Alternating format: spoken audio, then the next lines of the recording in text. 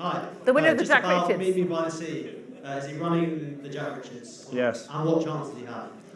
The winner. Hopefully very good. Look, he's a lovely horse.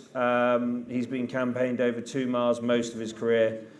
The one day we stepped him up to 2.5 last year. Unfortunately, he scoped dirty after the race. I couldn't believe he got beat in the EBF final, but he did. Finished third, beat a length.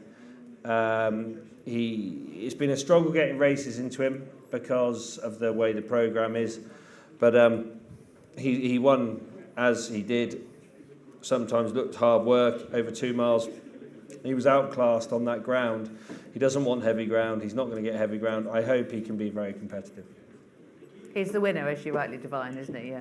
Okay. He's going to improve for the step-up in trip. He jumps absolutely beautifully, how efficient he is. I thought he ran really well in the EBF, so it's interesting that you had some problems with him as well. I thought he won by 10. And we couldn't see him from 5 out in the game spirit. Yeah. Rich, other horses that you might have running that we haven't mentioned, are there any that you would like to give a quick shout before we go to another question? In a handicap, in the handicap. So, I've got a horse called O'Moore Park. God love him. I don't know how many times he's run over fences. He's still a novice. He must have run 10 times over fences. He finished third last year in what the equivalent is of the Jack Richards. He's 33 to 1. He's been tipped by somebody in the Racing Post. He likes Cheltenham, and he has a chance. The other one, I've never won a handicap at. Have you not? No, at Cheltenham at the festival. Too classy. Well, now that might be the horses, not the owner. But the. I left that hanging. You went to explain it. I think he has a chance. He's got a big price. He's like 33 to 1. He finished third last year. He's in 2 races though, so I'm not sure which one he's in the plate on Tuesday as well. Look, he's a good horse. He jumps well. He likes the better ground. He'll be all right. And the other one is St. Lucy, who won first time out brilliantly, has kind of lost her way. I hope she gets into the Martin Pipe, and you never know. Those are the other ones. Okay. Questions. Here we go. Davy, I'm sure you're the only person that's ridden around Cheltenham that's here tonight. Could you possibly give us, with or without your connection with Gordon Elliott, not one in the big races, could you give us one each way in the smaller races? Well, they're all big races. I do like a horse called Jalan Dudaris in the what's it called, the Albert Bartlett. He was 33 to 1. He's into 20 to 1. He was third in the festival bumper. It's a good horse. Jalan Dudaris. Challenge the diary. Right. Jalan Didari. Here we go. That's the Jalon. one. Well done, Leah. Thank you, cheers. Hello. Hello. Question from the sub-chat for Ben / the crowd. What's stopping you from rolling the dice with handstands in the Ryanair? You're going to have 5 runners. 2-part question. If you could own any horse for the rest of the crowd, what would you pick, please? Ricci, no horses you own, obviously. So why am I not running handstands in a Ryanair? Because I don't believe, even though all his best form is over 2.5, I don't believe that's where he is. I've entered him in a national because I believe he's well handicapped and he'll stay forever. The owners and I were very keen to see where he sat over a national trial because it will make our decision for the rest of the season. So we're going to the Ultima. A lot of people will, including this man to my right, will tell me that he's by Getaway, and Getaway would be a little bit of a soft sire, okay? They wouldn't be the hardiest horses, and he's obviously supremely talented. He beat Django Bai last year in the Scilly Isles in an all-out finish at Sandown on heavy ground. He's not soft.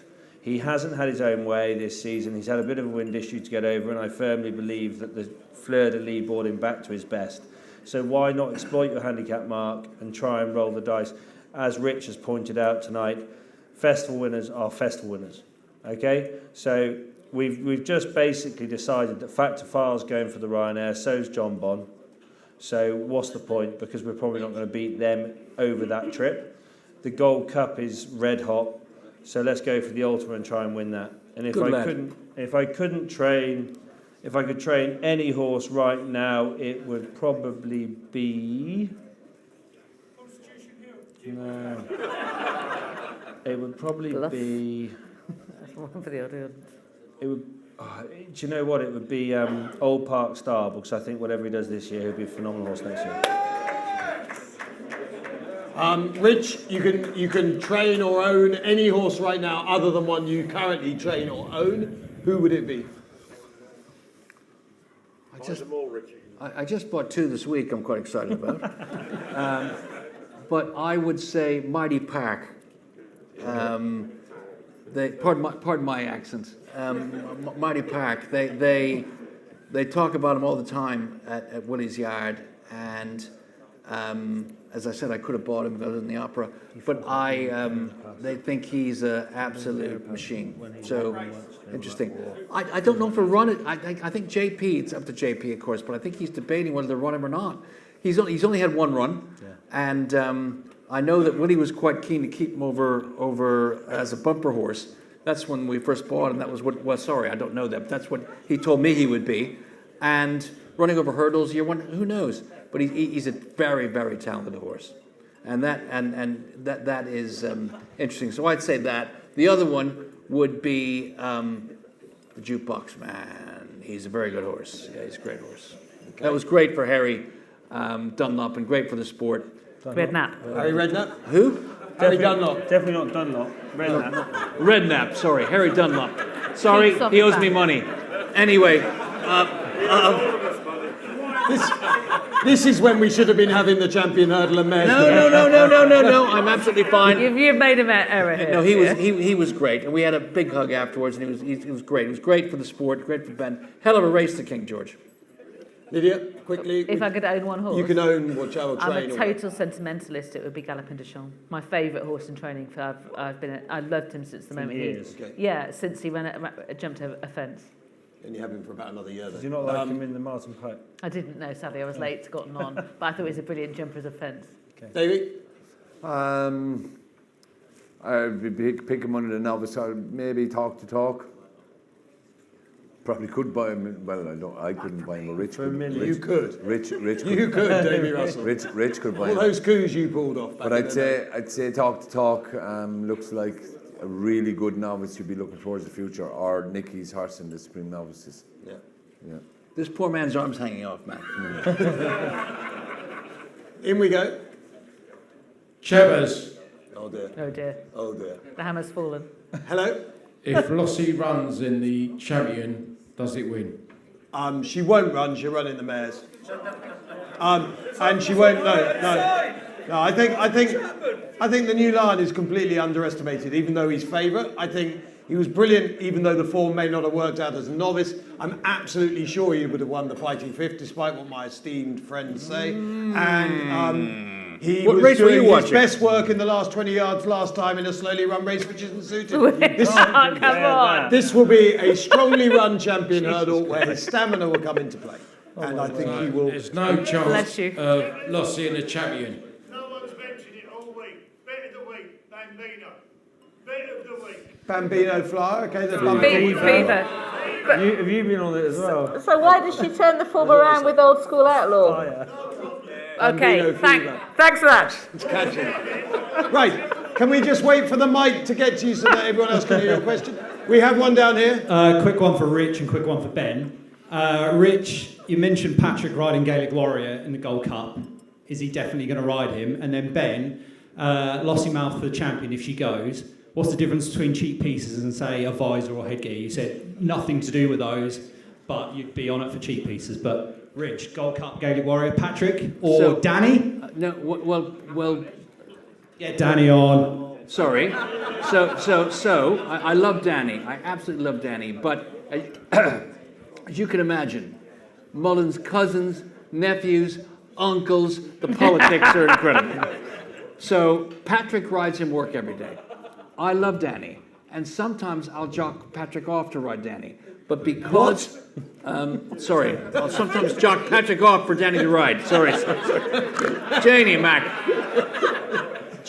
sorry about that. But what happens with, because this fella, Patrick rides every day in work, I'm very comfortable in riding. So I would think if Paul is going to insist on riding Galopin de Champs, which I could see why he would, then Patrick would ride Gaelic Warrior in the Gold Cup. So Rich loves Danny so much, he's going to chuck him off the horse. No, I love Danny. Danny's Dan loves great. him. And a great friend. But he's not going to use him. Oh, no, that's not my choice. And he rides him to work every day. No. If they don't run him to work every day, and Paul picks a horse, this is the way it works. So if Paul picks a horse... I was champion hurdle last year, discuss. Who rode who? It was Patrick who was on Lossiemouth, wasn't it, until 11:59? Yes, but if we had run in the champion hurdle, I would have changed that. Yeah. That happens sometimes. You'd have had to be really quick at like 11:59. No. Well, they clearly were. Willie tends to put jockeys up, and then we have to... You say something to Willie, Negotiate. and then he does what he wants to do anyway, then you have to say, whoa, we didn't agree that. Anyway, that's the answer to that question. We've got a lot of questions. Sorry, there's a second question. Blinkers or cheap pieces. So I think there's a fine line as a trainer between being too slow to go to blinkers, because they're like the final aid, and some people are very quick to jump to blinkers too soon, and you end up with a horse that doesn't try very hard. So, you know, in the industry we call it, you make them a pig, because you give them no choice but to go flat out forward. And a horse can only give you that much effort that many times. So what we're trying to do, certainly as I as a trainer, whether I'm right or wrong, because I'm only just bloody starting out in realistic terms, is I always try and keep a horse to the shorter distance it can possibly win over before I go to the longer distance, because the more miles on the clock, the harder it's going to be for the horse. So if I was in the fortunate position of training Lossiemouth and I was thinking about headgear, I would personally go with cheap pieces before blinkers, because one thing that you can pick on tonight is the two very knowledgeable people to my left have both agreed that she always tries. So you're not forcing her to do something, you're asking her to concentrate and travel. So cheap pieces are the concentrate and travel. This is we're in Schitt's Creek and we really need to gallop. That's really well put. So that's why I do. That's really well put. So in human parlance, I need blinkers. I think we all need blinkers at certain times of the day. Rich. And more. Well, no, I'm not going. Steady on. You'll laugh at this because he's just won the King George, but just over the longer trip, did you think of anything about cheap pieces as Dumont man, just to help him keep Are going? you serious? Yeah. Wow, why would you do that? He's never come off the bridle in his flipping life. Well, See, he he's did got when the he got opposite beaten by problem. Stella's Story. Oh my You keep God. reverting back to that. No, just forget that question. Okay. I'm not even gonna answer Okay, that. time will tell. He's never... No. Remember this conversation. Over Right. it, over it. Oh, God, that was the worst Quick one, I think it's for all the panel, to be fair. It's a bit of a surprising one this year, but I fancy the more ramble big time for the bumper. Right. What does everyone what does everyone make of having a flat jockey booked? I know it's not the most common thing, so It's a bit where of would fun. you stand? Yeah. I think it's a bit of fun. I'd rather have Sam Ewing, to be honest. That's just my opinion. With a big national hunt horse, would it help having a bigger rider, or does it make no difference? No, that's a bit of a, like, Frank Berry was that height, and Ruby Welch was that height, and, you know, Patrick Mullins is that height. That's. How about the load of lead, though, as opposed to an actual... No, that's like Davey, Frank Berry was 9 stone. He was champion. John O'Neill was 9 stone. You know, Jack Kennedy was, you know, very light, and Paul Townend was 9 stone. You know, that's no. David, can you answer this question? Flat jockeys, jump jockeys. Okay? A flat jockey comes to ride in the champion bumper. You might be your best mate, but you're not going to make his life easy. Does it make any difference to whether it's you, Ruby, Barry, hollering for a bit of room, or Colin Keane? No, it'd be the same in my eyes. No one would get a bit of light. I think that's what Ben's getting at. Correct. But my thing with flat jockeys, it's fine. Don't get me wrong, now he's an exceptional rider, but like you're asking him to, like, how many 2-mile races does he ride in anyway? You know what I mean? How many, like? Because a lot of Irish amateurs keep the rides because they ride. Yeah, because they ride. That's which their in job. my head is a bit. Yeah, but your amateurs are different than our amateurs. Yes, I get that. I get that. But you must realise in Cheltenham there are ridges, and you don't feel them in a jump race, but you feel them in the bumper. Yeah. And a horse can be ducking and diving and going forwards and backwards, and the biggest, hardest thing to do in the bumper is to get one settled, get into the posse, and not get out of the ruck. Like, you know, you don't want to be in the ruck anyway. And that's not a simple thing to do because you've no experience of being around the track. It's a big ask. Look, Pat Mullen couldn't do it. Kevin Manning couldn't do it. Jamie Spencer done it. Johnny Murtagh tried, didn't he? Johnny Murtagh couldn't do it. You know, it's... I'd rather put Sam Ewing on him anyway. I agree. I don't think it's an advantage. Yeah. I mean, it might not be a disadvantage. No, I'm not saying saying it's a disadvantage. Okay, well, look, we're down to our last an 5 or so minutes, so let's rattle through as many as we can very quickly. Davey, you're a Cheltenham legend rider. If you had one ride at the Cheltenham Festival, who would you ride? I'd like to win a Gold Cup. I'd ride Django by. Yeah, our cool winner. Okay, 3 in a row back there.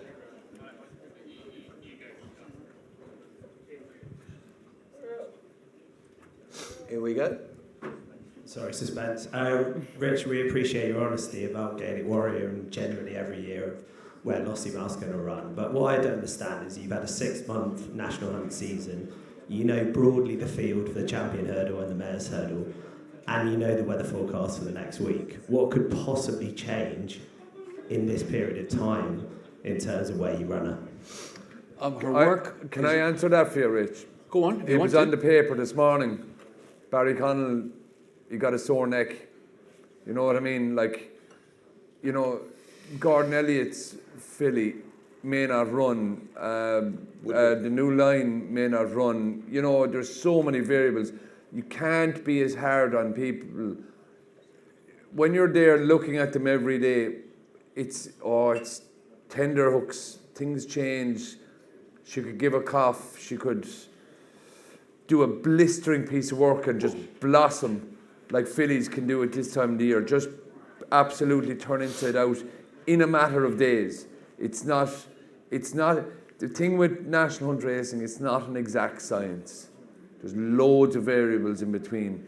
And for someone to commit even 3 days away, you know, it's a big ask. It genuinely And the other thing with Ricci's, although he probably won't say it now, is he got obliterated a few years ago when he said Votor was going to run here and there. And then, you know, the thing is about the public, and it's the same on social media, you want it, on one hand, you want to get told where the horse is going to run. Then when the connections change the man, you absolutely kill them, so they never want to tell you again. You can't have it always. And it's not Richie's fault that the options are there. They shouldn't be there, really. Like Richie's fault. So, like, I agree. He wants the mares, to be fair. There should be a championship mares race, but it shouldn't be at Cheltenham, in my opinion. We're going to take 2 more questions, 2 more, and then we are done and dusted. 2 more tonight. There's one from Matt. Yeah.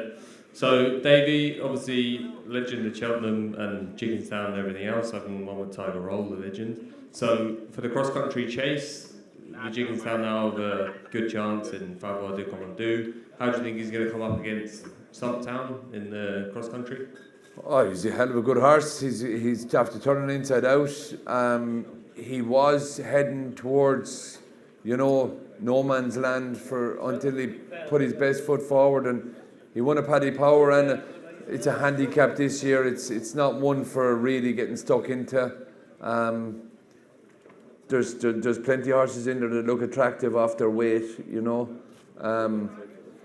It's very hard on a horse with recent success that has gone up dramatically in a handicap. You know, it's just a pity that they didn't see this coming before he started winning and keep him for a cross-country race, you know. Okay, and final question of the night goes to this man. Hi, so obviously it was fantastic to see Constitution Hill back the other day. But I suppose my question to all 4 of you, do you think they've made the right decision by getting him off jumps over the flat? This is the final question. This is how we're going to end the evening. Okay, it's a yes or no answer. Rich, Constitution Hill. What's the question? Did they Just make the right yes decision? or no? Have they made the right decision? No reason needed. Yes or no? 100% yes. Lydia? Yes. Yes or no, Ben? It's passed me by. okay. No. And it will surprise you, but I think 100% yes. But sadly, for me, we haven't been told the real reason why it's yes, and the secrecy has caused the issue. But if the secrecy was not there, everyone in the world would say 100% yes. That's how I see it. If only it hadn't been in a similar situation before. Thank you, Lydia. Always likes to have the last word, and you managed to have it once again tonight. The sign of a good Cheltenham preview night is when... Sorry? Yeah, we're getting... Yeah, we're trying to get there. Yeah. The sign of a good Cheltenham preview night is when you get to the end and the crowd has kept relatively quiet. We're just going to finally go down the panel. You can give whatever horse, favourite, big price, one horse for Cheltenham. Ricci. Loris Testrabal, wherever he runs, each way. Okay. Big price. The Supreme Commander, Lydia Hislop. Meet me by the sea for the Jack Richards, no pressure. The King George hero, Ben Pauling. Diva Luna for the mares. Oh yes, I like her. And the 25-time Cheltenham Festival winning hero that is Mr. Davy Russell. Woodhull. Okay. And I will go with Jubilee Alpha in the county hurdle, who is currently around 25 to 1. Right, that is it. Just before you clap, I think she's got a really good chance. thank you so much for our sponsors, the Tote. Remember the special offers, remember the boost, Lossy Mouth, etc. Take advantage of the free bets. But can we put our hands together? Mr. Ricci, Lydia Hislop, Ben Pauling, Davy Russell, yours truly. Get home safe. Thanks for coming.